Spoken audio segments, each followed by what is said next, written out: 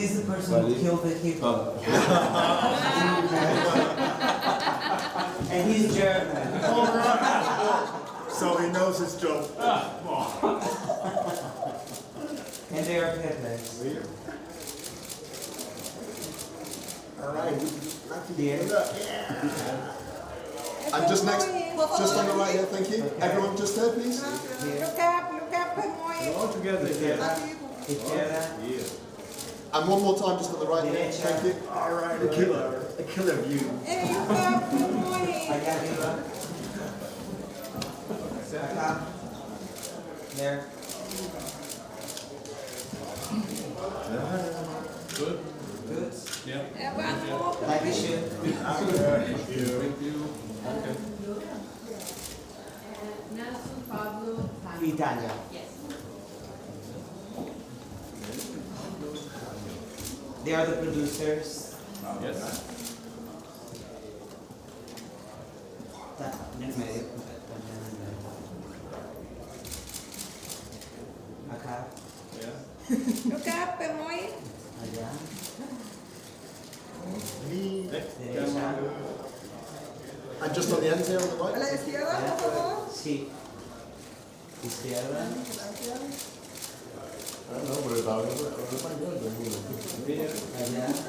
And one more just on the right here. De nuevo acá a la Just there. derecha. Thank you. Adelante.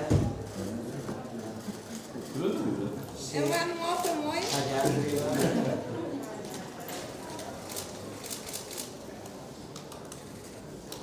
¿Listo? Acá. Okay. Thank you. Dankeschön. Thank you.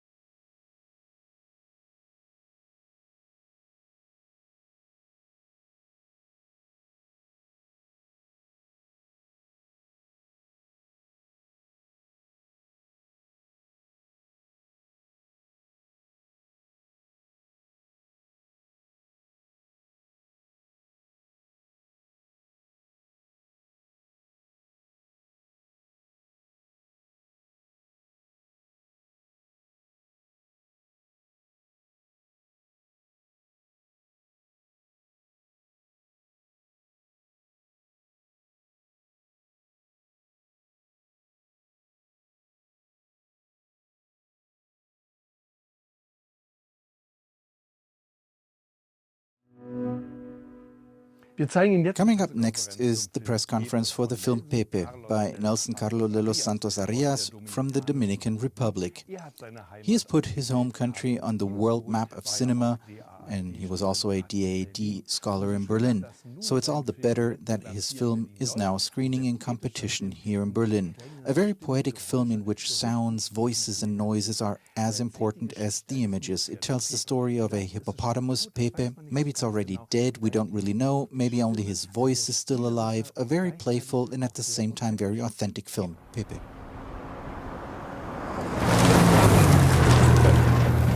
Sie sollten die Einheimischen zwar mit Respekt behandeln, aber zu freundliche oder herzliche Gesten im Umgang und Gespräche im Allgemeinen vermeiden. Ja, müssen Sie bitte so machen, das verstehen die sonst falsch und dann wollen die immer gleich was von Ihnen. Das ist nicht so gut, ne? Kunnen we daar kurz anhalten? Goedendag dames en heren. Mijn naam is Shilly. Ik is hier geboren. Seekoeie het altijd hier gewoond. Die rivier is groot en vriendelijk. Ons allemaal is geboren rondom hulle. Bas.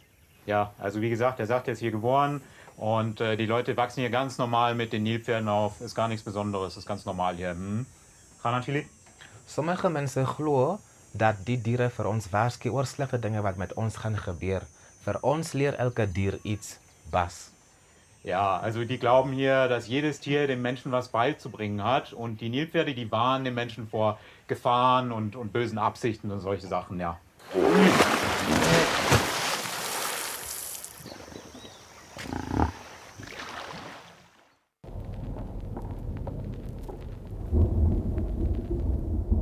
Esa bestia gigante que retó a mi padre, mi hermano.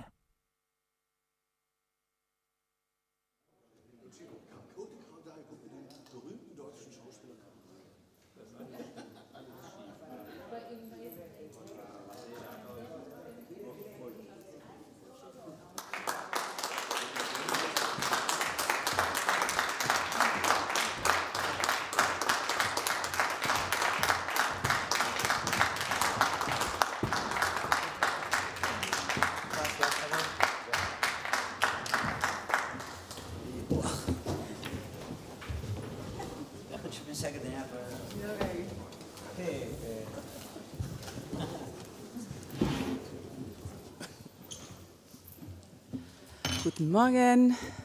Good morning. Good morning, everyone. Thank you for coming and welcome to the press conference of the film in competition, Pepe, in this 74th edition of the Berlinale. I would like to start by introducing you to the filmmakers behind this wonderful film. I will start on the other side of the table. Please welcome the sound designer, Nahuel Palenque.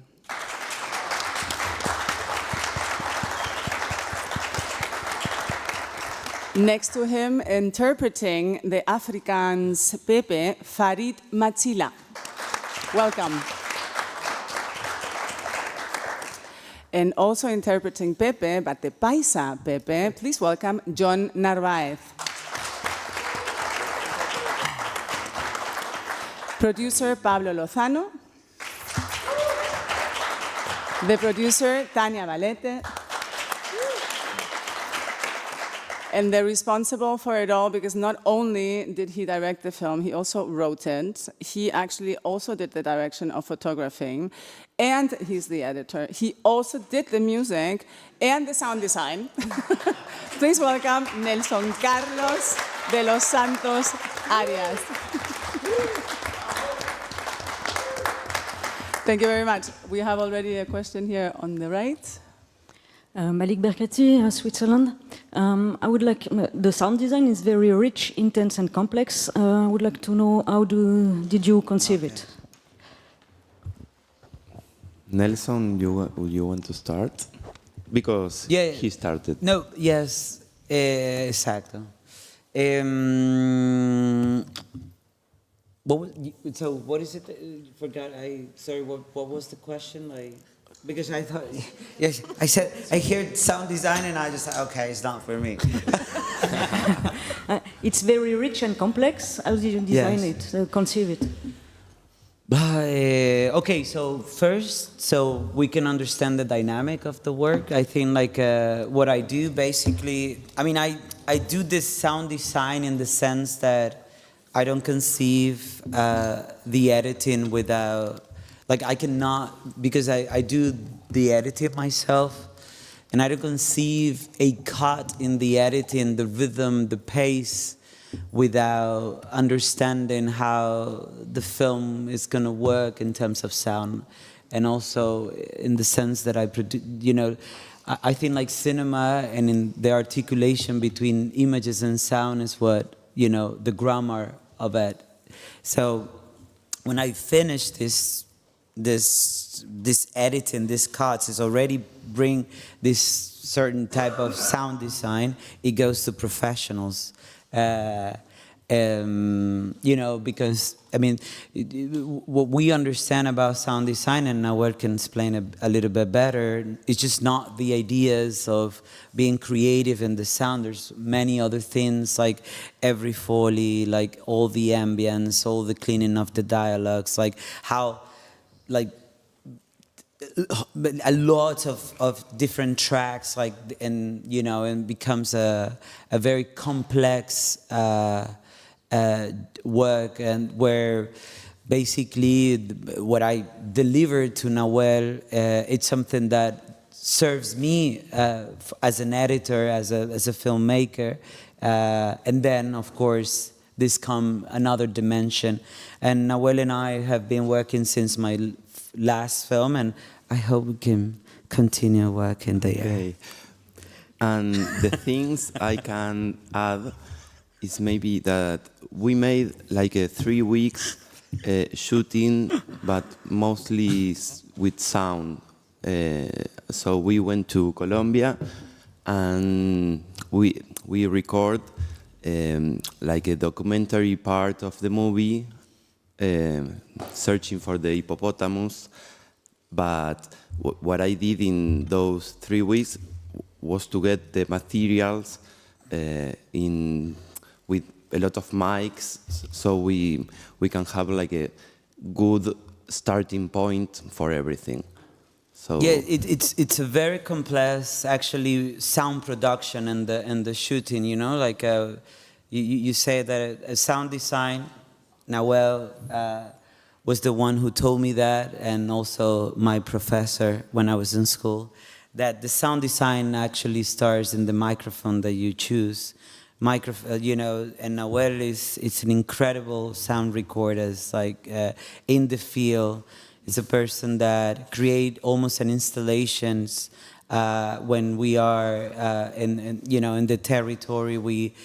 He has like lots of microphones that are already recording this from a lot of perspectives. So he already knowing what is he gonna do in the end. So, like, I don't know if you have seen Cocote, but something that was very strike for me was when, Cocote has heavy rituals and like a lot of people shouting, and it was crazy. And one of the strategies that I used is I didn't want to cut. So I was taking one camera, another person had another camera, and Noel did, we put all the microphones, and when I received this sound, it was like, I was like, wow, what are you gonna do with this? It was perfect already, so it's an incredible feel, I don't know how to say, in Spanish we say sonido directo, like el sonido direct sound, like in the film recording and in the film shooting, sorry. So this is actually when starts everything, and of course stars. Both of us we love experimental music. I actually come from experimental films, but first, before going to experimental films, I was coming from I love the experimental music and all the sound, So already from my scripts, there are massive descriptions of what is it that I want in sound. So there is a guy in this even I don't like to intellectualize what I do in sound, yet it is it's a lot of work. It's a lot of work, and it is thought. What I don't like is why I'm doing this and why I'm not doing that. But I know what I am doing in the sense of in the praxis of it. Yeah. And also I think that with Nelson we always conceive the movie like an experience with sound, like an immersive experience where you maybe can close your eyes and listen what is happening, and maybe like if it were like a record or something like that, it's we work in that way with the materials and trying to create these landscapes with the sound that we record, but then looking for some sound design and processing and creating new worlds. He mentioned the word landscape. It's something that is interesting to say, is that something that I started to do in this film was that I decided to so the modes of production, I wanted to mix them, and I was writing, and at the same time I was thinking this sound landscaping, and I started to conceive this kind of music that you hear in the film was already, so I was just creating this music, and at the same time I was writing. And I remember me just writing and using Ableton and like putting whatever I would just spend, like, I don't know, if I spend 4 hours writing the script, it will be like with this, jungle houses, there's jungle sounds in my house. The sound here is very good, huh? No? The sound system actually. Very good technique. Thank you very much. We have a question here in the middle. Hola, buenos días. Mi nombre es Hello, good morning. My name is Carla Hanover from the Berlin Amateurs magazine and La Ramona in Bolivia. The subject of hippopotamuses is something that is very current in Colombia and for the Colombian government. What was your motivation to work with this topic? That was my first question. My second question, and I think you already talked about it a little bit, is how you developed the script. Could you tell us a little bit about the process of writing the film? How long did it take you to write a film such as this? And last of all, congratulations. It is a wonderful film. Thank you very much. No, a ver, yo siento Look, como, te respondo en español o... I'm going to answer in Spanish. I Yo think te it's the respondo en best. español, no hay ningún problema. There's no problem, right? ¿Hay traductores? Sí. 1, 2, 3. Mira, ahí te saludan. 1, 2, 3. It's fine, twice. There are translators. Ya me acordé. Okay, what was the question? Yes, sorry, there was a party last night. No, a ver, sobre Okay, no, you asked about the situation in Colombia. Now, the situation in Colombia with the hippopotamuses is something that I didn't really want to refer to necessarily. It is not my place to talk about the problem of hippopotamuses in Colombia. Our countries, you know, everything becomes political, everything becomes politicized. Every country has certain issues that are never resolved, and they are constantly politicized. And every now and again, every 4 years, let's be honest, they, rear their head. And the hippopotamuses is something like that in Colombia, because it became this issue of related to the narcos and to the political construction of a campaign. So it became part of a political campaign that is not something I want to get involved in. That is not something that interests me. What I was interested in was all the symbolism, everything that emanates from this story, a story that evidently reminds me of the stories related to this historical emigration from Africa to the Americas, because it was this first wild herd outside of Africa. And so I was thinking about displacement, about movement, about ecological processes. Colombia has a huge amount of water. Africa is running out of water. What happens to those animals that are dying in Africa? So Pepe, he's a cimarrón. Those were the black slaves that escaped.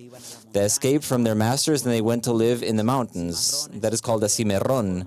And so Pepe also is a cimarrón. And I am from the Caribbean region. I am from the Dominican Republic. And so I'm always thinking about this history. Colonization, it was a pandemic we're still suffering from, and the Caribbean was really the starting point of colonization, especially the island of the Dominican Republic, Hispaniola. And so not necessarily the Colombian problem was something I wanted to deal with. Of course, even though I don't want to deal with that, it is a film that takes place in Colombia. And so in Colombia, it's going to be viewed through that lens, obviously. And I also want to take the film to Colombia, and I want to see how people talk about the film in Colombia. And, well, how I developed the script, it's like, the mycorrhiza in the ground. I go to the script based on my feelings related to the territories, and I apply social sciences, ethnography, anthropology, and there is a prior aesthetic research. I come from experimental cinema, and people who come from experimental cinema, we're almost like We are testing, we're always testing the limits. And animators, that's what they do. They work frame by frame. And there's part of that in experimental cinema. It's not just a camera like shaking around. No, it's a very complex technical job. We prepare very, very well. We do a lot of prior work, and we work very deeply in terms of the substance of the film. And so here we are researching the bodies, the lands, the territories, and that takes me to write, that takes me to, immerse myself in the territories, and that is the basis for a solid script. Because I was working with, natural actors, with non-professional actors, and there's not this idea, there's not this global strategy idea of how actors have to work. We're talking about real people and how they live. And so, well, some actors are maybe professional, some actors are not. I have natural actors who don't know how to read. There are many characters in this film, and every person, has their own method of organizing themselves, and I believe in how they work so they can understand their character. In that sense, I don't know if that answers the question. Was there something else? No, that was it. How long did it take you to write the script, the screenplay? In this case, it took a bit longer because of the pandemic. It was a script that started at the end of 2019, but of course then everything stopped. And so it became even more potent as a script throughout that process, and my process of researching the voices. And I was trying to record the voices, but it ended up sounded like something from the Thundercats. Or it sounded like Darth Vader. And so I said, Nelson, this is not your job. You're not the right person to do the voices. So I found these wonderful actors for Afrikaans and for Spanish.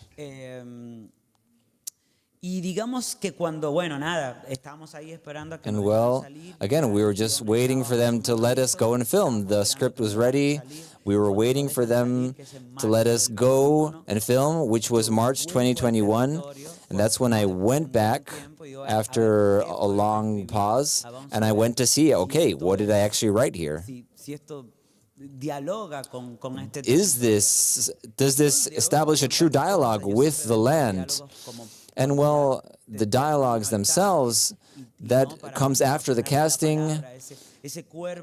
And when we're talking about giving words to this filmed subject and to their oral expression, well, that is something that continues to develop throughout that process. Thank you very much. Over here, and then there. Hi there, Philip Alterman from The Guardian in the UK. I have two questions for Nelson. I read that you compared Pepe the hippo to Moby Dick, the white whale, and I would just be intrigued to hear a bit more about what you meant by that. And the second question is, the film has a section set in Namibia which raises the colonial history of Germany's colonial history in Namibia, and it has a German hunter who shoots Pepe at the end. Say it, don't worry, say it. Yes. It's tough. Look, he's there. This is the killer.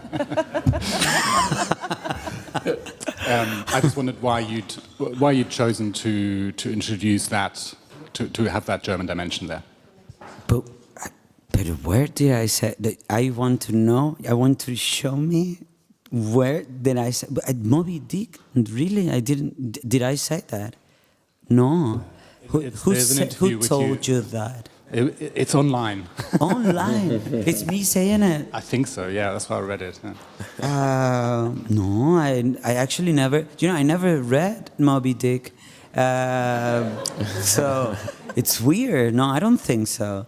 But no. No, yes, I'm not gonna invent my answer because I actually never read Moby Dick. I can tell you something that is nice if you want, and which is that you know that there was an animal in the beginning, right? And then the ancestor. Once, some of them went to the ocean, and they became the whales, and the ones that stayed in land became the hippos. So whales and hippos have the same ancestor, and they have the same skin. And when you spend time with hippos, you start seeing the whale-ish of them. But yeah, Moby Dick, sorry. But that's a good biological. Is it not nice that they are, I don't know, family? No, And so what was the going back to the question of Germany? You do have a German co-producer, huh? And maybe this is a good moment to. What is it that they said about the German co-producer? Well, since the question was, you know, the German element in the film, but this is maybe a good option also to speak about the co-production that you guys put together, which includes Germany as well, and maybe ask the producers how you put this whole thing together. Oh, yes. The colonial side, we share it because we are Dominicans. So Nelson wanted to combine the. No, but if you're not gonna answer, I will have to answer because it's actually because what Paz wants to talk is how did you guys build this very difficult film in terms of the production. But if you want the colonial thing, you know, like actually the hunter. The hunter, you know, when it is true what the film says, like, in my way, but it's true, like, when this hippo goes so far from the herd, you know, the Colombian army tried to hunt, but they didn't know how to trace this hippo. So they hired this German person that arrived in Bogota around in the 60s and the 70s, and of course in the tradition of Germans and the high class, he was the only one who knew how to safari and hunt, and so he is actually the one that traces this animal and kills it. When I get in 2019, I won the Berlinale Kunst program at das DADA, no? This is when I learned that Germany actually had a colony, no? Because this is a fact that, you know, most of the time we don't know that Germany had a colony. So in the film, there is a philosophical image that I started to think, which is the circularity of coloniality. And this circularity of coloniality, where you cannot escape, that produces a subjectivity, which is Eurocentrism. How do we escape from there? Perhaps just, you know, perhaps it's death, or a symbolic death, you know, the act of decolonization somehow. So that's why my film starts in Southwest Africa, which was a colony of German, but at the same time, but at that moment in 1979, the Germans lost the first World War, so this territory passed to the British, right? But then the British, after the Second World War, give a lot of colonies, and this became part of the Afrikaans in South Africa, and they had the apartheid. For me, started the film in a historical context of the apartheid, in a film that Pepe, it's almost a decolonial philosopher that, you know, it's almost kind of his own poetry around this situation. I think it was very, very strong to show symbolically the circularity and that there's no escape of Eurocentrism somehow. Okay, so if you want to talk Exactly. about the production and the circularity in the production system with France, Germany, Namibia and Dominican Republic, please. Yes, because it is cemented on this. We had the opportunity to have a Caribbean-African co-production, and this was very important for us. And in order to make that co-production happen, we used the mechanisms, once again Eurocentric, of funding, and we got wonderful German co-producers, and we did a Dominican-German co-production first, then we did a Dominican-French co-production after, and in both cases we won the ACP complementary production awards as well, which are the African, Caribbean, and Pacific funds. In this case, in an organic way, because we were actually cementing ourselves into this idea of the production was really taking place in those territories. And this is a very beautiful case of uniting this identity of Latin America, because it's a Dominican film, mainly from the Dominican Republic, that takes place in a Latin American territory, and that is Afro-Caribbean co-production. So for us, this was wonderful. No, and I want to add something that, you know, for us, that we are from national, you know, we are this cinema that is from the periphery.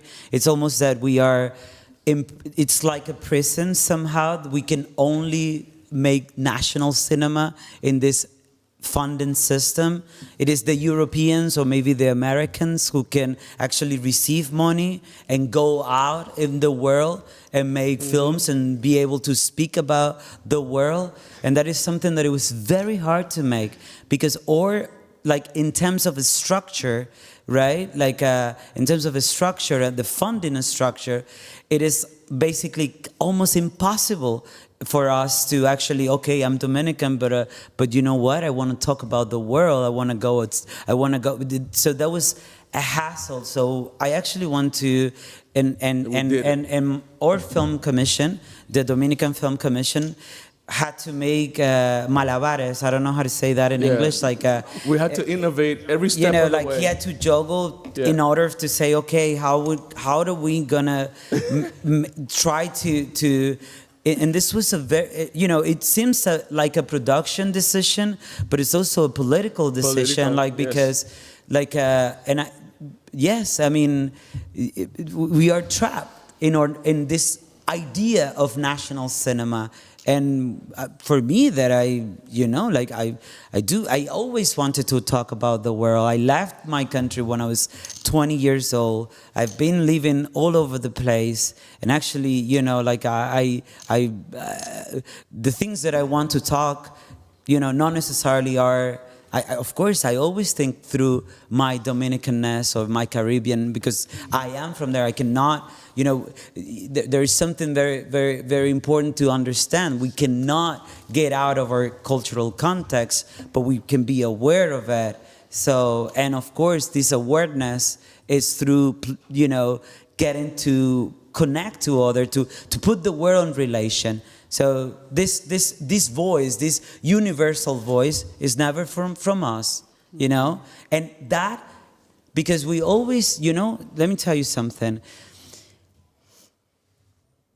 Latin America, Africa, Asia, you know, like this peripheral cinema has always been talking about representation, right? Like, okay, post-colonial, decolonial theory, I have to come and talk about this, you know, oh yes, how are we gonna represent? But it's in the money. It is in the money where the real colonial power structure relies. You know, how did this money is given? How can you use this money? And this money, sometimes it's a trap, sometimes it's not. So, yeah, it was very hard to make this film and be able to be Dominican. No, Dominican. No, it was international. To you know, to in order to be in Dominican and being able to talk about the world and to film the world through this funding system. So yes. You did an amazing job. It worked really well. I'm truly sorry, but we have only 2 minutes left, and we have too many questions. And I speak a lot. We only have very short last one, and I'm truly sorry we don't have time for more. Yeah. So, thank you. Thank you very much. My name is Giffen Dub. I'm coming from Equatorial Guinea, Malabo. I don't know if people here knows where is Equatorial Guinea or where is Malabo. I'm here to represent Afrique Media Television and the program Diaspora Connect Africa. So we are here to find out, to look for African people that are doing something here in the Berlinale. So this is why I will be very happy to answer 2 questions, maybe very quickly, to Farid Medjila and John Navarez. So this Narvaez. Yes, Narvaez. Sorry. So I just want to share your own experience, you know, in the production of, or in the making of this film. Sorry for my English. I speak French, so I'm trying in English. So I want just you to tell us how was your experience, you know, to talk about something that is so important for Africa. We are talking about decolonization, and it's not easy to talk about it worldwide, and with you know, the money coming from some countries of the world like Germany. So please just let us know how was your experience and what that production, what the making of that film changed in your own mind and your own thinking about colonialism, you know, history of Africa. Thank you very much. Thank you. Hi. Well, my experience when it came to making this film, it was unique. It was a very different experience because obviously I had to voice act in Afrikaans, which is my second language. But Afrikaans is it's a first language to a lot of people in Namibia. English would be as well. So when it came to filming or even just rehearsing of it, you know, I had to immerse myself into this character of Pepe. You know, I had to be one with what I call it as the hippopotamus of Pepe. So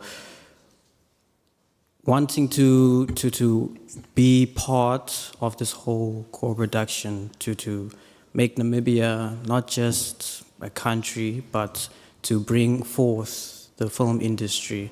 You know, it played a big role for me when it came to performing and acting in it.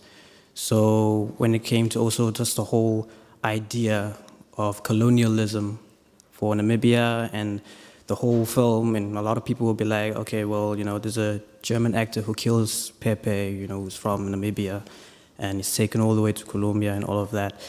A lot of people will see it differently, you know, politically, but me personally, I believe it's more than that, you know. Film should be more than just storytelling, and that's what I love.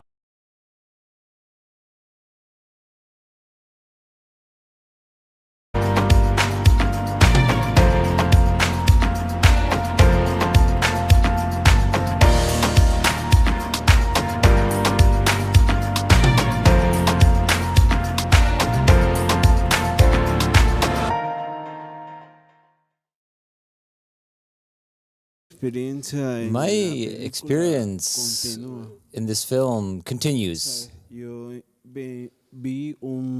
know, I just saw that they were looking for somebody to play the voice of a hippopotamus.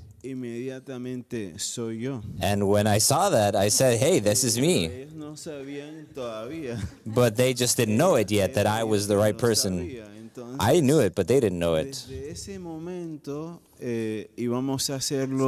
So right from that moment, we were going to record in Medellin and then finish in the Dominican Republic. As Nelson described, this is basically where colonization started, Dominican Republic. That's ground zero. Well, in the middle of the process, I had an accident and I lost my voice. And today, I'm going to watch the film for the first time here in Berlin. mientras recupero mi voz. And again, I'm still recovering my voice. Como en este lugar, ¿no? And I'm going to hear my voice while watching the film. So that's going to be part of my own personal journey, of my personal journey and of my own search, and of my own questions as well. So it's been a wonderful experience for me. I'm very glad to be here. Thank you, everyone. Have a wonderful world premiere today of Pepe. Thanks. Gracias. Gracias. Gracias. Project, one photo of Wikipedia. Please. Sie sollen sich nur aufstellen. Ah, alles klar. Que dice que necesita una foto para Wikipedia.